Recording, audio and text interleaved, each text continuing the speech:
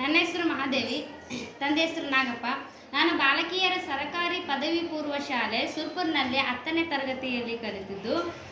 ನಾನು ರಾಸಾಯನಿಕ ಕ್ರಿಯೆಯಲ್ಲಿ ದ್ವಿಸ್ಥಾನ ಪಲ್ಲಟ ಕ್ರಿಯೆಯನ್ನು ಪ್ರಯೋಗ ಮಾಡುತ್ತೇನೆ. ದ್ವಿಸ್ಥಾನ ಪಲ್ಲಟ ಕ್ರಿಯೆ ಎಂದರೆ ಪ್ರತಿವರ್ತಕಗಳ ಗುಂಪು ಪರಸ್ಪರ ವಿನಿಮಯ ಮಾಡಿಕೊಳ್ಳುವಂತಹ ಕ್ರಿಯೆಗೆ ದ್ವಿಸ್ಥಾನ ಪಲ್ಲಟ ಕ್ರಿಯೆ ಎನ್ನುವುದು.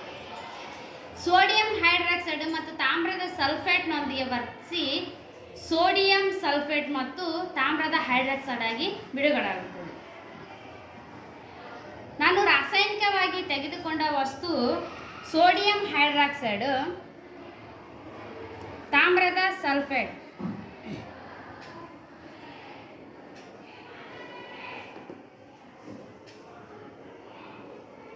ಸೋಡಿಯಂ ಹೈಡ್ರಾಕ್ಸೈಡ್ನ ದ್ರಾವಣ ತಾಮ್ರದ ಸಲ್ಫೇಟ್ನ ದ್ರಾವಣ ಮಿಶ್ರಣ ಮಾಡಿದಾಗ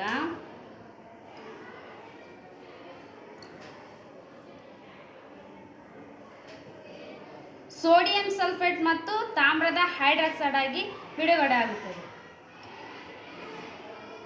ನಾವು ಈಗ ಮಾಡಿರುವ ರಾಸಾಯನಿಕ ದ್ವಿಸ್ಥಾನ ಪಲ್ಲಟ ಕ್ರಿಯೆಯನ್ನು ರಾಸಾಯನಿಕ ಸಮೀಕರಣದಲ್ಲಿ ಈ ರೀತಿಯಾಗಿ ಬರೆಯಲಾಗಬಹುದು.